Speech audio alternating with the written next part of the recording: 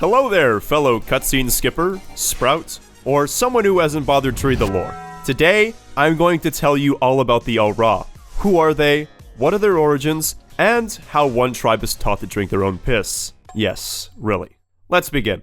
Did you know that the Al-Ra are actually not descended from or related to dragons? Well, of course you know, I told you in the thumbnail. How so? I'm glad you asked. So, the first thing one would obviously notice on the Al-Ra are their horns. But, are they really horns? An Al-Ra's cranial projections are unlike that of dragon horns because they give a heightened sense of hearing and spatial awareness to the user. It's kind of like Al-Ra have their own version of Byakugan. The second difference between an Al-Ra and a dragon is the sexual dimorphism displayed between the two sexes. Males tend to be the height of NBA high school draft prospects, and the females are likely to be asked where their parents are at the local grocery store. The third and last difference are the limbal rings you can find in an Al-Ra's eyes. The outer edge of their iris is a different color from the rest. Now, why this is in the lore? I don't know, there's just a single sentence about it on the wiki. And that may lead you to think that knowing these differences are trivial, but trust me, they're quite life-saving. For example, when the Al-Ra first headed into Eorzea, their introduction to the Ishgardians kinda went like this. Hello there. I'm kind of dying from the cold, starvation, and war crimes against my people. Would your nation lend a warm hand to the weak and weary? Dragon! No, I'm an Al-Ra. It's a common mistake. Dragon! Again, I'm an Al-Ra. Wait, where did you all come from?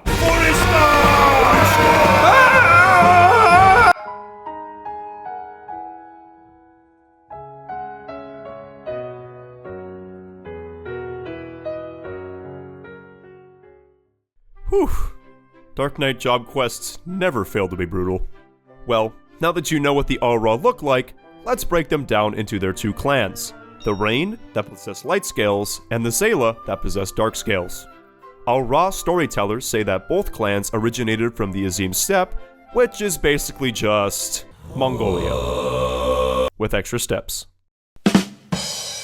It all started with the Dawn Father Azim and the Dusk Mother Nama. I'm gonna rule this steppe. No, I want to rule. So, they did the most God thing possible. How about we make pawns, have them fight, and winner rules the steppe. Fuck it, we ball. And thus, the Dawn Father created the Rain, and the Dusk Mother created the Zayla. Azim and Nama pretty much just let their Beyblades rip for a while, but eventually, the ripping halted. Both tribes stopped fighting, began to understand each other, and even do this.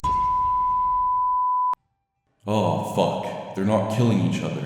This is so boring. Wanna go somewhere else?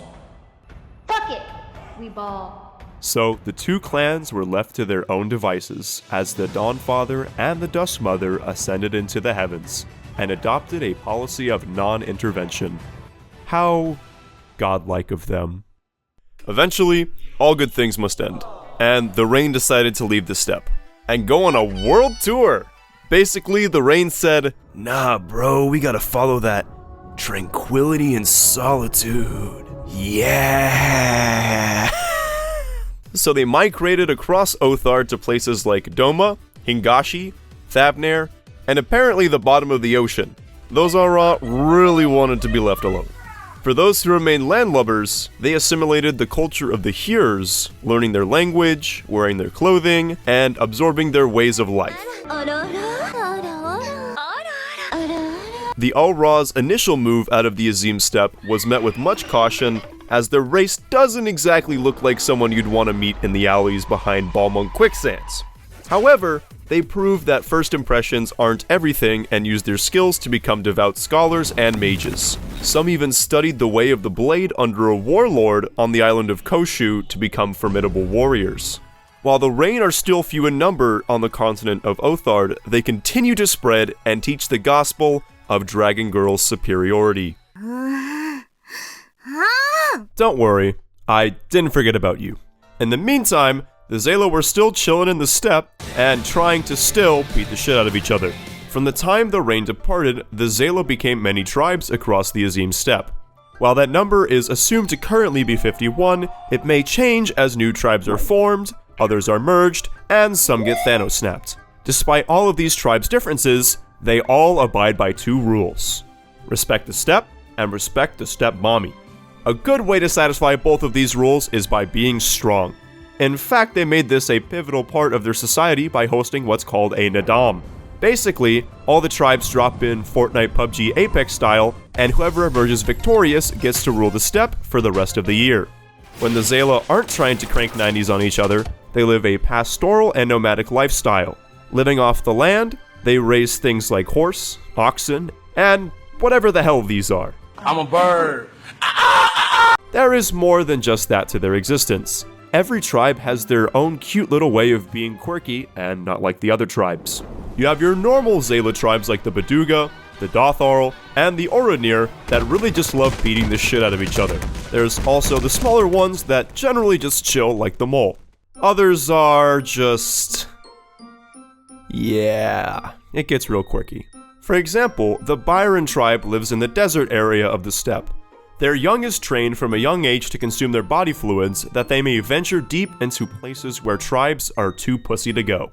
The Hema tribe somehow has an identical twin birth rate of 33%. Basically, they send one twin into battle, and when the first twin dies, the second takes their place, making it seem as if the dead has risen. Lore. The last one I'll cover that's probably the weirdest is the Goro tribe.